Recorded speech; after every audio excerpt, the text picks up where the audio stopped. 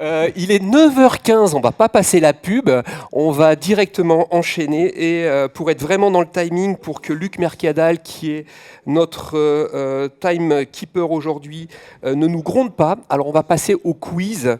J'espère ne pas faire de fausses manœuvres. Alors le quiz de Catherine. Alors je vous pose la question concernant la réalité virtuelle adapter l'hypnose. L'indication en anesthésie-réanimation de la réalité virtuelle thérapeutique vise uniquement l'anxiété. On vous demande juste un vrai ou un faux.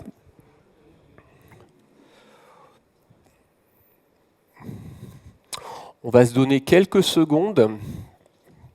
Tic-tac pour arriver à 9h16 sur notre chronomètre. Et la réponse est, Catherine ? Alors, la réponse est non, pas uniquement l'anxiété, et bien évidemment la douleur sous sa forme aiguë et sous sa forme chronique également. Merci, vous avez bien sûr tous eu bon. Il y a 0 faux, 0 vrai et 100% de faux, donc vous avez très bien répondu à cette question. On va passer de suite au 4e topo qui nous est présenté par Catherine Bernard. C'est un topo qui est vraiment d'actualité parce que c'est un domaine qui est en pleine explosion avec des startups, en particulier françaises, qui nous soutiennent dans cette démarche de la réalité virtuelle et de l'hypnose. On a la chance aujourd'hui d'avoir probablement la spécialiste française sur ce sujet, qui est Catherine Bernard, qui travaille à Bicêtre, qui est en particulier enseignante d'un DU. On en a parlé au 2e topo avec Guylaine. Catherine, on a la chance de t'écouter. Merci beaucoup, bonjour. Alors, d'abord, présenter l'outil de la réalité virtuelle thérapeutique. C'est un nouvel outil technologique avec un support numérique qui peut être utilisé en anesthésie-réanimation. Et il est présenté avec un casque, d'abord un visiocasque, un casque branché sur un ordinateur ou un smartphone et qui est doté de capteurs de mouvement de la tête et qui permet au sujet qui porte ce visiocasque d'explorer en 3 dimensions le monde virtuel naturel qui est présenté. Ensuite, le patient est équipé d'un audiocasque il va pouvoir écouter des sons adaptés au monde virtuel proposé, avec là encore une protection sonore du monde réel. Le visiocasque effectivement maintenait aussi un retrait visuel du monde réel. Donc on est dans une immersion multisensorielle, au moins vision de façon assez complexe et audition, mais également kinesthésie, puisque la plupart des outils de réalité virtuelle proposent un mode interactif avec la possibilité d'interagir dans ce monde présenté en virtualité. Et donc l'utilisation d'un monde virtuel d'un point de vue thérapeutique introduit des mondes virtuels relaxants avec un sentiment de présence, d'immersion dans ce monde.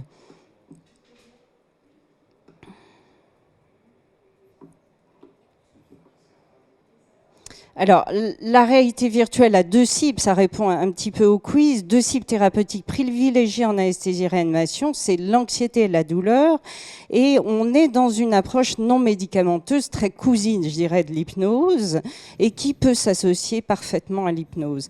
Et ça s'intègre dans un programme de soins périopératoires qui est un programme de réhabilitation améliorée, avec un rôle participatif du patient et qui intervient en fait dans un nouveau système qu'il va falloir accompagner médicalement, qui est la santé connectée.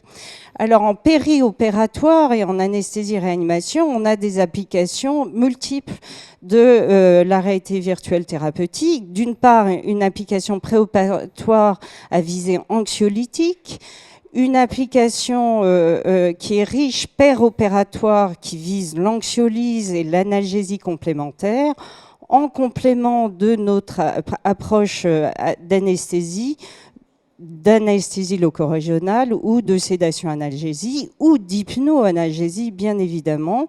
Et il y a un champ d'application de la réalité virtuelle thérapeutique qui intègre le parcours de soins et qui se veut une application informative qui immerge le patient non pas dans un monde virtuel relaxant, mais dans son parcours de soins qui est simulé virtuellement et auquel il peut se préparer.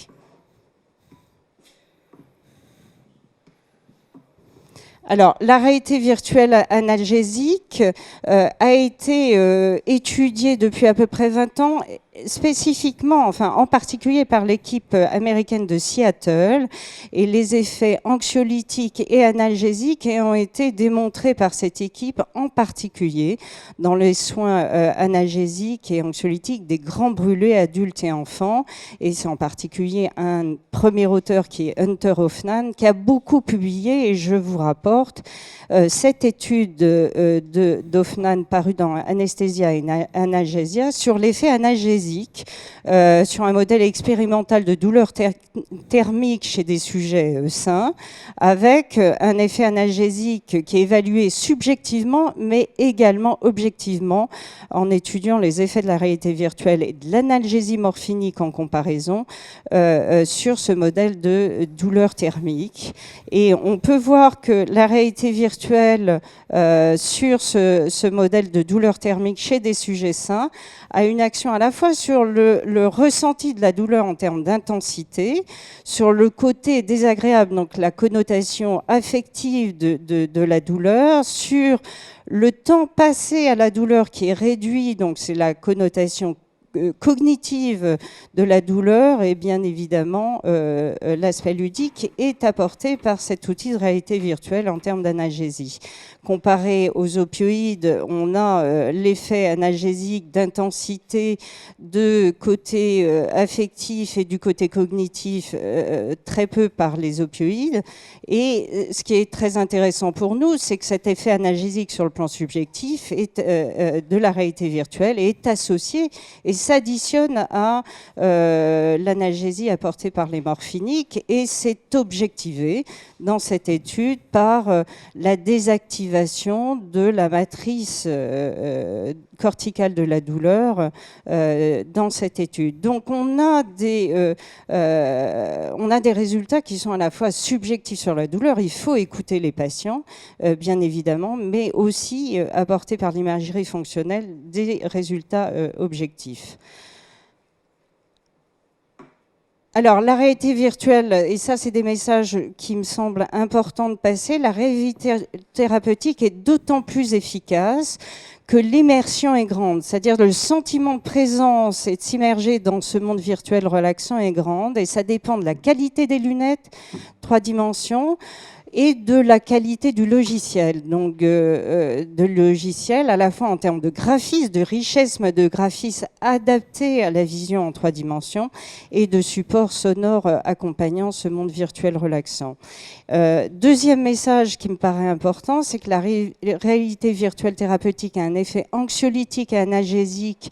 C'est chez des patients dits peu suggestibles ou peu hypnotisable, et il est applicable à tous les patients à partir d'un certain âge, enfants et adultes.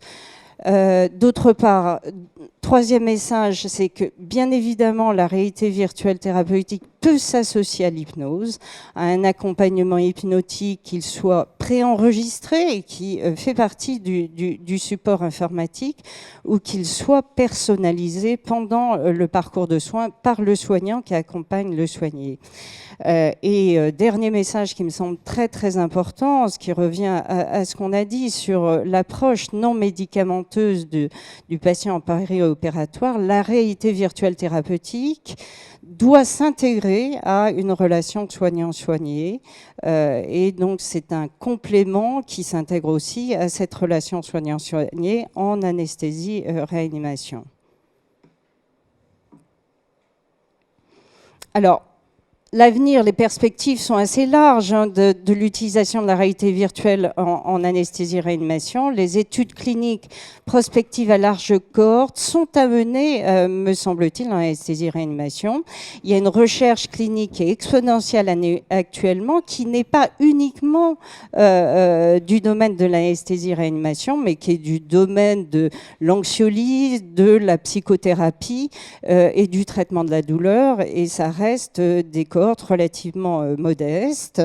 C'est un outil, et ça je pense qu'il faut accompagner, c'est un outil qui s'améliore technologiquement très rapidement, c'est-à-dire qu'on est sur un support, disons, bisensoriel, vision-audition, mais la kinesthésie existe déjà et d'autres modulations de modalités sensorielles vont être apportées à cette technologie très rapidement dans les années qui viennent, et surtout, et ça nous concerne, me semble-t-il, parce qu'on a déjà cette connaissance de feedback à la fois cardiaque et neurologique dans notre pratique d'anesthésie, l'analgésie, enfin la variabilité cardiaque et le BIS font partie de nos surveillances de profondeur d'anesthésie et d'analgésie. Et bien évidemment, la réalité virtuelle va s'équiper de modèles de biofeedback, cardiofeedback ou neurofeedback très rapidement. Enfin, la réalité virtuelle, et il faut l'évaluer, c'est sans doute notre pratique d'anesthésie-réanimation qui est formée en partie à l'hypnose. La réalité virtuelle va pouvoir s'associer de façon personnalisée à l'hypnose, et donc les indications sont très larges en anesthésie-réanimation, et c'est des indications évaluées qu'uniquement par des études à mener en anesthésie. Merci Catherine. Alors là, la tablette est en train de surchauffer, je vous le dis, ça chauffe, il y a des questions de partout. Il nous reste 4 minutes. Grosso modo, si je lis l'ensemble des questions, Catherine, il y en a 3 types. La première, c'est quid du coût du matériel, mais je dirais que ce n'est pas le problème du coût, on en a parlé hier soir, c'est plutôt la qualité des logiciels qui sont dedans. Est-ce que tu peux nous en dire 2 mots pour nos futurs acquéreurs, entre guillemets, de cette technologie ? Alors oui, très rapidement, finalement, casque visuel, visio-casque et casque audio, tout le monde peut accéder à cet achat actuellement. Ce qui fait la différence des différentes solutions proposées en réalité virtuelle thérapeutique et en réalité virtuelle tout court, c'est la qualité du logiciel. Il faut que ça soit un graphisme assez riche et qui soit adapté à la vision 3D. Voilà, le graphisme visuel est extrêmement important.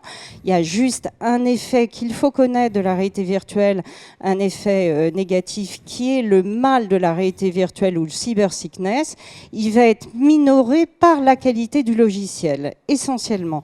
Donc ça, la qualité du logiciel est déterminante en termes d'effets secondaires mineurs, mais aussi en termes de qualité d'immersion. Et on sait que la qualité d'immersion va être d'autant plus grande, va accompagner l'effet anxiolytique et analgésique.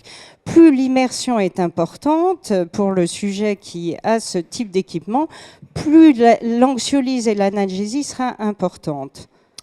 Donc en pratique, surtout, lorsque vous décidez d'acquérir ce matériel, on va dire, mettez le prix sur ces logiciels. Alors, deux questions aussi complémentaires, il nous reste 2 minutes. La première chose, c'est est-ce que la réalité virtuelle va nous remplacer, nous les soignants ? Est-ce que simplement le fait de mettre un casque va nous permettre de nous dégager de cette activité ? Parce que c'est la question qui va se poser. Et puis, deuxième question, est-ce qu'on peut utiliser cette réalité virtuelle chez les patients cérébro-lésés ? Ça rejoint la question, les questions précédentes posées à Bruno Suarez. Alors, la réalité virtuelle, doit s'intégrer à la relation soignant-soigné. Ça me paraît extrêmement important, avec un message qui est que la réalité virtuelle thérapeutique sera d'autant plus efficace qu'elle est accompagnée par le soignant. Et actuellement, les outils de réalité virtuelle thérapeutique sont ouverts à l'utilisation des soignants. Et le soignant peut avoir, par exemple, en pratique, une entrée microphone et peut parler aux soignés pendant le parcours de soins. Et ça, c'est quelque chose qui me paraît très important, ce qui permet aussi aux soignants d'accompagner en hypnose, si le soignant est formé à l'hypnose, pendant ce parcours de soins qui est sous l'effet de la réalité virtuelle thérapeutique. On a actuellement des études comparant l'hypnose et la réalité virtuelle. C'est une question qui nous est posée de Saint-Pierre-de-la-Réunion.